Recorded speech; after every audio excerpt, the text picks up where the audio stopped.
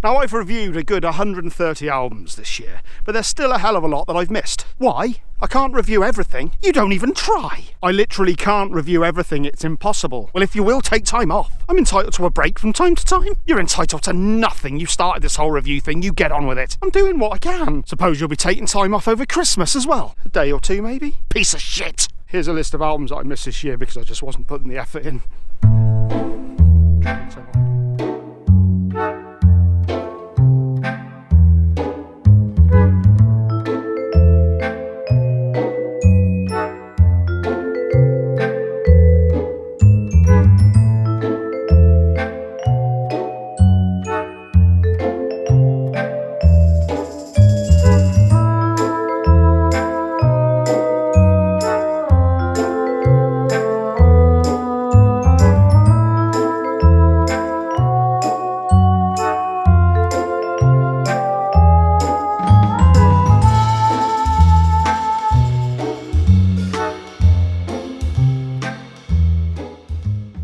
Now, there's a lot of albums that I didn't get a chance to listen to this year, but here is a list of 5 that I did listen to, but for one reason or another just didn't get a chance to do a review.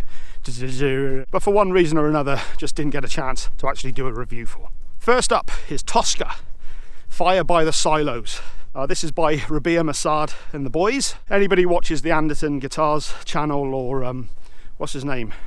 Chappers, Rob Chapman, another big YouTuber, will be familiar with Rabia Masad. He's got a pretty decent YouTube following himself. They did an EP a few years ago called Ode to the Author, which was absolutely fantastic, and this is their first album, and again it's awesome. It's an instrumental album, very gent and progressive in stylings, but it's also got a hell of a lot of ambience in there as well, which I really enjoy. I love ambient guitar. It's primarily instrumental. I think there's one track that does feature a narrative to it, which is actually a really strong song. Yes, my first pick, Tosca, Fire by the Silos. Check it out. Next up, something a little different.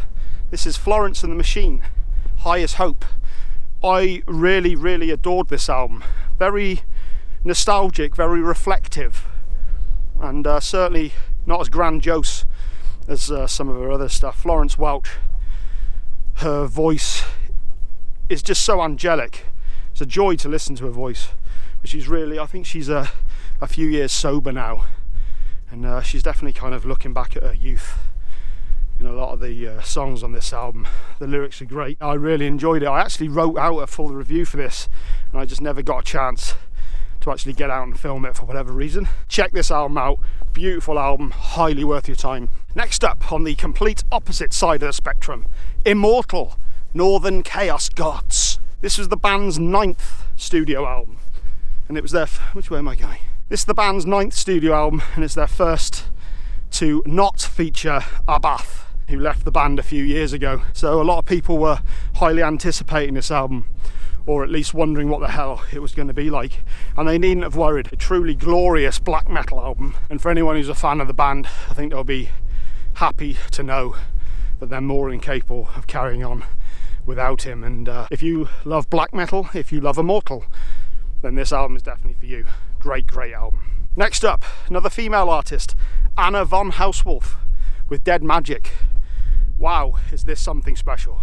There's a string of amazing female artists around at the moment, with Chelsea Wolfe Mjörka, haunting, ethereal sounding voices, but multi-instrumentalists as well, genuinely talented artists, and this is no exception. Anna hails from Sweden, and this is like a doom-laden, progressive, atmospheric, ambient, haunting, dark album.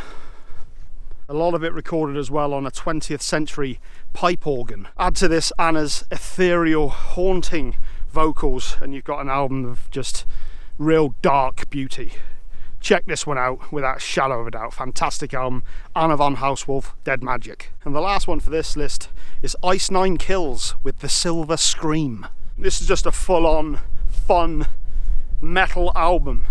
Each song is basically a kind of retelling of a horror film.